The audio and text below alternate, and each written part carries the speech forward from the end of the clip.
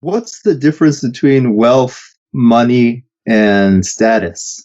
Wealth is the thing that you really want. Wealth is assets that earn while you sleep. Wealth is the factory that with the robots that's cranking out things. Wealth is the computer program that's running at night that's serving other customers. Wealth is even money in the bank that is being reinvested into other assets and into other businesses. Even a house can be a form of wealth because you can rent it out, although that's probably a lower use of productivity in the land than actually doing some commercial enterprise. So my definition of wealth is much more businesses and assets that can earn while you sleep. But really the reason you want wealth is because it buys you freedom. So you don't have to wear a tie like a collar around your neck. So you don't have to wake up at 7 a.m. and rush to work and sit in commute traffic. So you don't have to waste away your entire life grinding all the productive hours away into a soulless job that doesn't fulfill you. So the purpose of wealth is freedom. It's nothing more than that. It's not to buy fur coats or drive Ferraris or sail yachts or jet around the world in your Gulfstream. That stuff gets really boring and really stupid really fast. It's really just so that you are your own sovereign individual. You're not going to get that unless you really want it. And the entire world wants it. And the entire world is working hard at it. And to some extent, it is competitive. It's a positive sum game, but there are competitive elements to it because there's a finite amount of resources right now in society. And to get the resources to do what you want, you have to stand out. Money is how we transfer wealth. Money is social credits. It is the ability to have credits and debits on other people's time. If I do my job right, if I create value for society, society says, oh, thank you. We owe you something in the future for the work that you did in the past.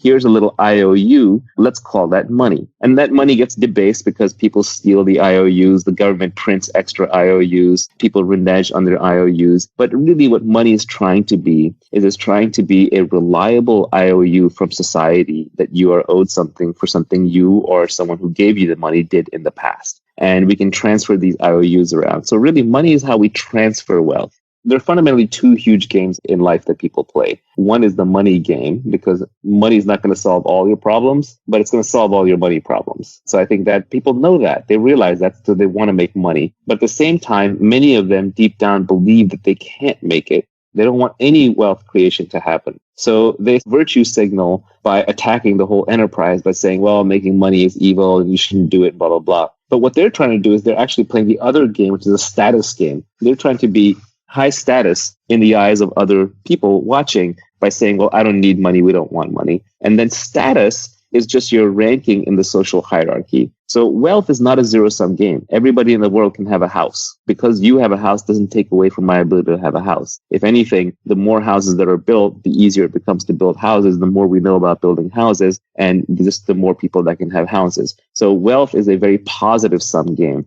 We create things together. We're starting this endeavor to create this, hopefully, piece of art that explains what we're doing. At the end of it, something brand new will be created. It's a positive sum game.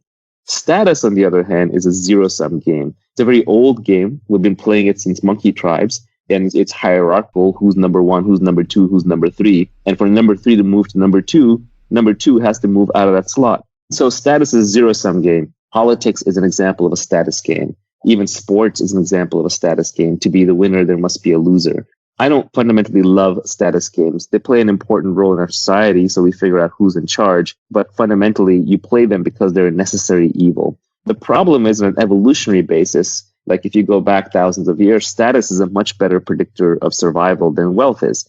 You couldn't have wealth before the farming age, before farmers, because you couldn't store things. Hunter-gatherers carried everything on their backs. So hunter-gatherers lived entirely in status-based societies. Farmers started going to wealth-based societies, and the modern industrial economies are much more heavily wealth-based societies.